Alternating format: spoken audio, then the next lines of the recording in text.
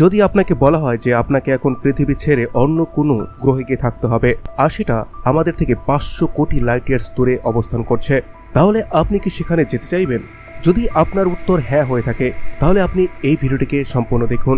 যদি আপনি কোনো স্পেসক্রাফটে বসে লাইটের মাত্র 1% গতিতেও ট্রাভেল করেন, তাও আপনাকে 100 লাইট ইয়ার্সের দূরত্বকে অতিক্রম করতে 10,000 বছরের সময় লেগে যাবে। ধরুন একবারের জন্য মেনেই নেই যে আপনি তারপরও যেতে রাজি হলেন, কিন্তু এর মানে এটাই নয় যে আপনি নিজে ওই প্ল্যানেটে গিয়ে পৌঁছাতে পারবেন।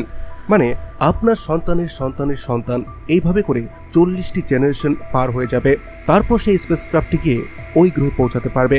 আর আমাদের এই ভ্রমণের সময় আমাদের যে সমস্ত প্রয়োজনীয় জিনিসগুলো আছে সেগুলোরও দরকার পড়বে, যেমন খাবার, জল এবং আরও অন্যান্য জিনিস, যেগুলো হাজারো বছর পর্যন্ত আমাদের প্রয়োজন হবে। এছাড়াও আপনি আরও একটি পদ্ধতিতে ট্রাভেল করতে পারবেন, আর সেটা হচ্ছে হাইবারনেশন, যেটা বর্তমান টেকনোলজি দ্বারা এখনও সম্ভব নয়।